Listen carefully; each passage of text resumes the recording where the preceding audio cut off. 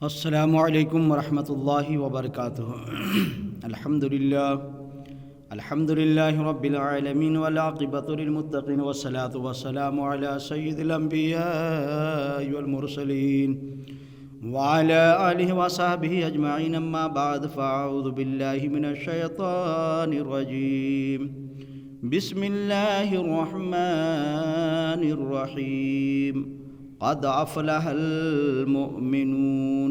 الذين هم في صلاتهم خاشعون والذين هم عن اللغو معرضون والذين هم للزكاة فاعلون۔ صدق اللہ مولانا العظیم وصدق رسولہ النبی الکریم، نحن على ذلك لمن الشاہدین والشاکرین والحمد للہ رب العالمین۔ معزز سامعین، حاضرین ناظرین، میں نے خطبہ مسنونہ کے بعد اس آیت مقدسہ کو تلاوت کرنے کا شرف حاصل کیا، اپنے آپ کو شرف سے مشرف ہوا۔ اللہ اور اس کے رسول صلی اللہ تعالی وسلم کے فضل و کرم سے کچھ دیر گفتگو کی جائے۔ اس سے پیشتر آئیے ہم اور آپ جی لگا کر گنبد خضرا میں آرام فرمانے والے آقا مولا لمبے لمبے ہاتھوں سے بھیک دینے والے روح فدا محمد الرسول اللہ صلی اللہ تعالی وسلم کی بارگاہ بے کس پناہ میں جم کر درود پاک پڑھ دیجیے۔ اللہ رب محمد صلی اللہ علیہ وسلم، نحن عباد محمد صلی اللہ علیہ وسلم، صلاۃ و سلام علیک یا رسول اللہ صلی اللہ تعالی وسلم۔ معزز سامعین، حاضرین و ناظرین، میں نے سورہ مؤمنون 18ویں سپارہ کی 5 آیتیں تلاوت کرنے کا شرف حاصل کیا ہے۔ اس آیت مقدسہ پہ روشنی ڈالی جائے اس سے پیشتر سرکار اعلیٰ حضرت الشاہ امام احمد رضا خواہ فاضل بریلوی علیہ رحمۃ و رضوان فرماتے ہیں مکتب میں کہ رضا نفس دشمن ہے، دم میں نہ آنا، کہاں تو نے دیکھے ہیں چندرانے والے۔ عزیزان محترم، اعلیٰ حضرت عظیم البرکت الشاہ امام احمد رضا خواہ فاضل بریلوی علیہ رحمۃ و رضوان نے اس شعر کا جو مقطع ہے اس مقطع میں خود اپنی ذات کو مخاطب کر کے فرماتے ہیں کہ رضا اگر سارے انسان کے اعمال بہتر ہو جائیں، ان بہترین کے باوجود علم ہو، عمل ہو، زہد ہو، تقوی ہو، ورع ہو، ان تمام کے باوجود بھی اگر انسان اپنے نفس سے غفلت کر لیتا ہے، انسان اپنے نفس سے لاپرواہ ہو جائے، تو فرمایا کہ رضا یہ جو نفس ہے اگر اس نفس پر توجہ نہ دی جائے، کنٹرول نہ کی جائے، تو ان تمام چیزوں کے باوجود اس میں شیطان نفس میں تکبر پیدا کر دیتا ہے،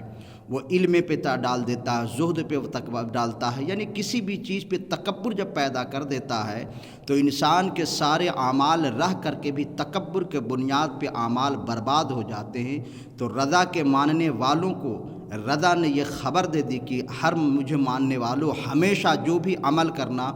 اپنے نفس کو دھیان میں رکھنا کہ کہیں یہ نفس تمہارے اپنی نفس پرستی کی طرف نہ لے جائے، کہیں تمہیں تکبر میں نہ ڈال دے۔ اگر تم تکبر میں چلے گئے تو یہ سارے کے سارے اعمال تمہارے برباد کر دیے جائیں گے اور تم کہیں کے نہیں رہ جاؤ گے۔ اس لیے نفس پر ہمیشہ دھیان رکھنا، عمل چاہے جیسے بھی کیے جائیں مگر نفس پر ہمیشہ دھیان رکھنا کہ یہ نفس کہیں تمہیں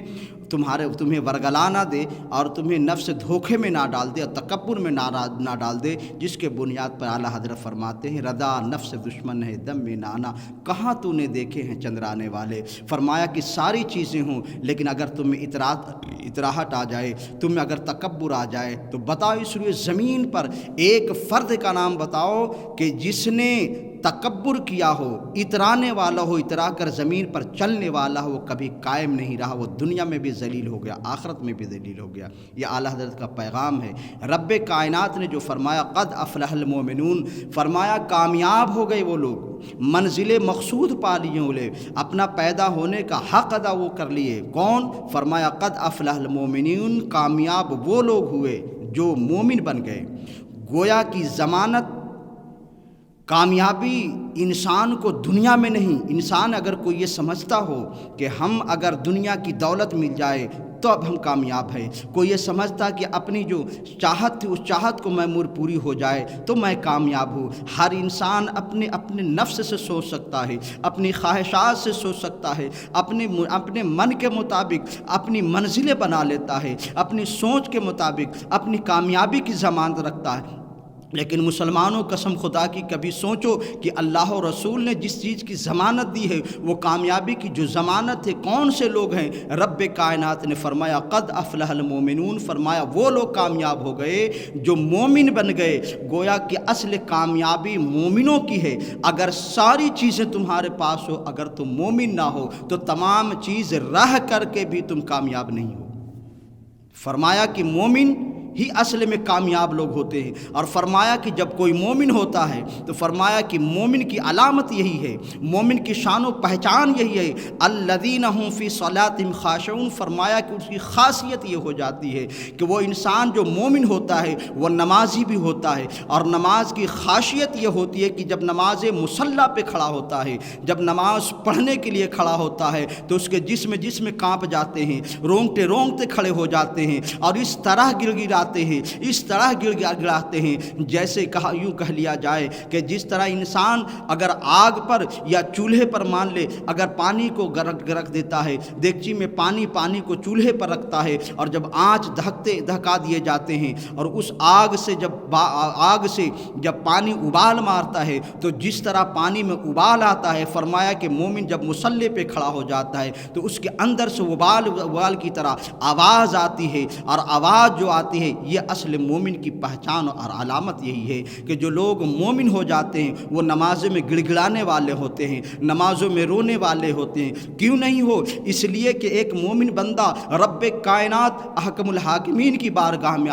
حاضر ہوتا ہے، کائنات کے مالک کی بارگاہ میں حاضر ہے۔ ایک انسان اگر دنیا والوں کے سامنے کھڑا ہو جائے، اگر دنیا دار عہدیدار کے سامنے کھڑا ہو جائے، ایس پی کلیکٹر کے سامنے کھڑا ہو جاتا ہے تو تھر تھر آ جاتا ہے، لیکن ایک بندہ مومن اس رب کی بارگاہ میں کھڑا ہے جو کائنات کا مالک و مختار ہے، کائنات کا پالنہار ہے۔ جب وہ بندہ رب کی بارگاہ میں کھڑا ہو تو پھر وہ کیوں نہیں دہل جاتا ہو، وہ کیوں نہیں روتا، پھر وہ کیوں نہیں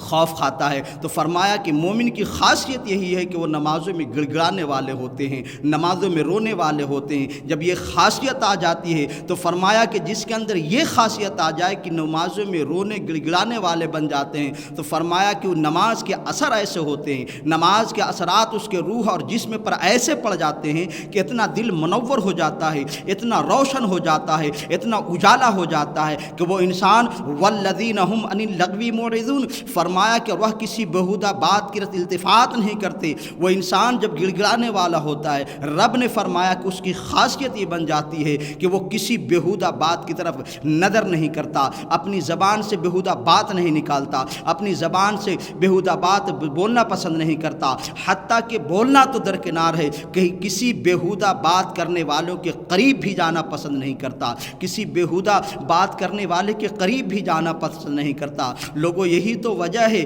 کہ نماز جو فرمایا گیا کہ تمام عبادتوں میں افضل نماز ہے، اس لیے فرمایا گیا کہ نماز وہ عبادت ہے جس عبادت کے بنیاد پہ انسان کے اندر ساری خرابی نکل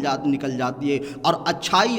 اس کے اندر آ جاتی ہے۔ اگر نماز کو نماز کی طرح پڑھی جائے، اگر اسی نماز کو منافقت کے بنیاد پر پڑھ لیا جائے، اسی نماز کو منافقت کے بنیاد پہ پڑھا جائے، یعنی دنیا کو دکھانے کے لیے پڑھے جائے، رکوع سجود ڈھنگ سے نہ کیے جائے، وضو اور غسل ڈھنگ سے اگر نہ ہو، اور یوں ہی انسان اگر مصلی پہ کھڑا ہے، اگر انسان پیدائش سے لے کر موت تک نماز میں کھڑا رہ جائے اور اگر اس کے اندر خشیت نہ آ گئی، اگر اس کے اندر ذرہ برابر بھی خدا کا خوف نہیں آیا، وہ نماز پڑھ کے بھی نماز سے کوئی فائدے حاصل نہیں کرتا ہے۔ اسی لیے کہ نماز تو فائدے کی چیز ہے کہ نماز انسان کو برائی سے روکتی ہے، نماز بے حیائی سے روکتی ہے، نماز گناہوں سے روکتی ہے، نماز برا کہنے سے روکتی ہے، نماز برا کہنے سے روکتی ہے، برا سننے سے روکتی ہے۔ ان تمام چیزوں کو روکنے کے لیے رب کائنات نے فرمایا کہ مومنو تم پر جو نماز فرض کی گئی ہے، آقا علیہ السلام نے فرمایا کہ نماز تم پہ فرض ہے، اس لیے کہ نماز تمام برائیوں کو خاتمہ کر دیتی ہے اگر نماز کو نماز کی طرح پڑھا جائے، نماز کو اللہ کی رضا کی خاطر پڑھی جائے، نماز کو رسول اللہ صلی اللہ علیہ وسلم کے فرمان کے مطابق پڑھے جائیں۔ اگر انسان اللہ و رسول کے बताए हुए तरीक़े से अलग होकर अगर नमाज़ें पढ़ता हुआ ज़िंदगी गुजार देता है, लेकिन ना तो वो सुधर पाता है, ना नमाज उसे फ़ायदा बख्शती है। नमाज तो फ़ायदा उसे देती है जो अच्छे खुलूस नीयत के साथ, ईमान के साथ अल्लाह की बारगाह में खड़ा होता है। तो फरमाया कि जो लोग नमाजी हो जाते हैं तो फरमाया वल्लज़ीना हुम अनिल लगवी मुअरिदून, फरमाया वो किसी बेहुदा बात की तरफ इल्तिफ़ात नहीं करते, वो किसी की बुरी निगाह से देखते नहीं हैं, ना तो किसी को बुरी निगाह से देखते हैं और न किसी के बारे में बुराई सोचते हैं, बल्कि उसके दिल इतना आईने की तरह साफ व शफाफ हो जाता है कि वो जिस जगह खड़ा हो जाता है वो उसको देखकर इंसान खुद ब खुद अल्लाह को याद कर लेता है। यकीन है कि नमाज वह इबादत है जो तमाम इबादतों में ईमान के बाद तमाम इबादतों में अफजल इबादत है, इसलिए कि नमाज हर बुराई से रोक देती है। रब कायनात ने आगे फरमाया वल्लज़ीना हुम अनिल लगवी मुअरिदून वल्लज़ीना हुम लिज़्ज़काति फ़ाइलून, फरमाया कि नमाज पढ़ने वाले बुराई से भी रुक जाते हैं। उसके अंदर और भी खासियत आ जाती है कि उसके पास अगर कोई भी माल हो, चाहे जैसा माल हो, यानी हलाल अगर माल है तो फरमाया वल्लज़ीना हुम लिज़्ज़काति फ़ाइलून, फरमाया वो लोग कि ज़कात देने का काम करते हैं, वो ज़कात देने का काम करती है। नमाज की खासियत है कि जब इंसान नमाजी बन जाता है बुराई से भी निकल जाता है, माल की ज़कातें भी निकालने लगता है। यही तो लिए तो नमाज को फ़र्द करार दिया गया है, इसीलिए तो अफ़ज़लुल इबादत करार दिया गया कि नमाज जब इंसान पढ़ता है तो बुराई से भी रुक जाता है और अपने माल का जो हक़ है, जो इस्लाम ने, जो शरीयत ने जो कानून नाफिज किया है कि 100 रुपया में 2.5 रुपया गरीबों का माल है, उस गरीब के माल को देने में ज़र्रा बराबर भी शक व शुबहात नहीं करता, मलाल नहीं करता, उसके अंदर ज़र्रा बराबर भी कुदूरत नहीं आती। माल ज़कात को अपने अपने वक्त पर उसके अपने वक्त पर उसके मुस्तहिकीन को पहुंचा देता है, उस मुस्तहिकीन को दे दिया करता है और देने के बाद भी कभी उस पर यह एहसान नहीं जताता, बल्कि यह अपने माल को सुथरा करता है। फरमाया वल्लज़ीना हुम लिज़्ज़काति फ़ाइलून, फरमाया वो लोग वह के ज़कात देने का काम करते हैं। उसके बाद आगे रब्बे कायनात फरमाता है वल्लज़ीना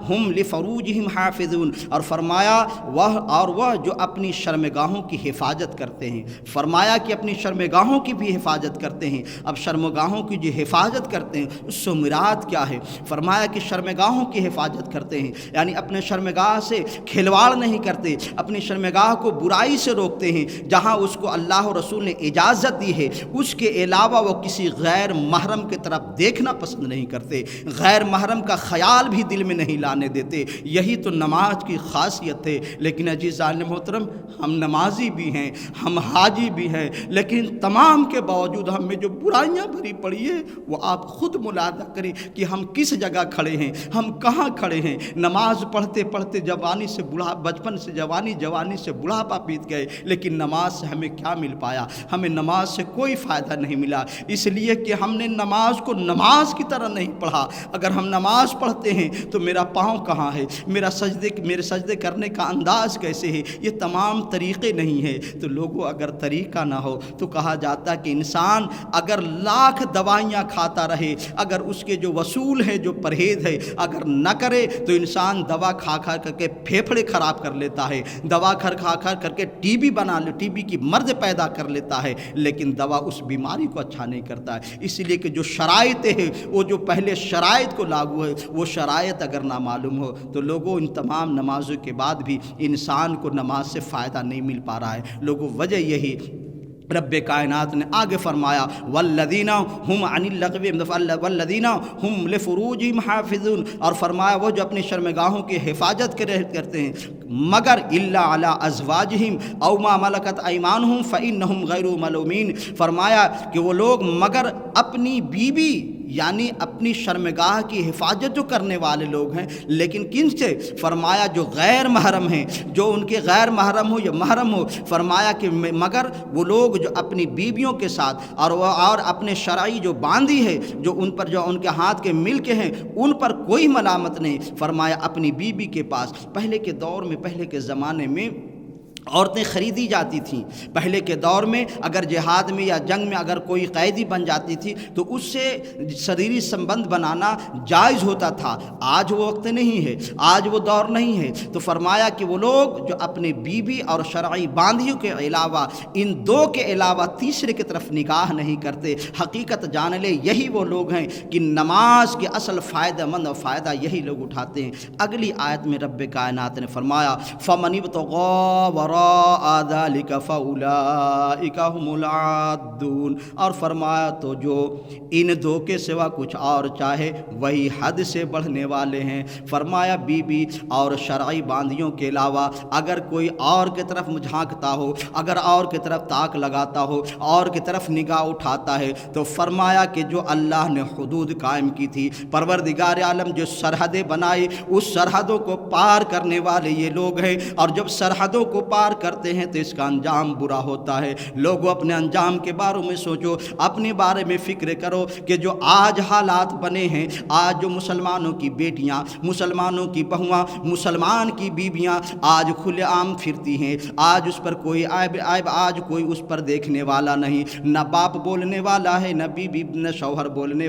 والا ہے، نہ ماں اپنے بیٹی کو بولتی ہے، نہ بیٹی ماں کو بولتی ہے، بالکل آزادی کے ساتھ، لگتا ہے کہ کوئی سرحد نہیں۔ مسلمانوں خدا کی قسم تمہارے لیے ایک اللہ رسول صلی اللہ علیہ وسلم نے ایک حدود بنا رکھا ہے، ایک سرحد بنا دی ہے۔ فرمایا یہ سرحد سے پار نہ ہونا، اگر اس سرحد سے پار گئے تو یقین جانو کہ تم خسارے میں چلے جاؤ گے، تمہارے لیے دنیا میں بھی نقصان اور آخرت میں بھی نقصان۔ آج یہی وجہ ہے کہ مسلمانوں نے اپنی حدیں چھوڑ دی، اپنی سرحدیں گرا دی، اپنی سرحدوں کی پرواہ نہ کی، اور ان تمام سرحدوں کو پار کر انسان کہاں سے کہاں جا رہا ہے، اسے نہ تو فکر ہے، اپنے وقت کی فکر ہے، نہ تو اپنے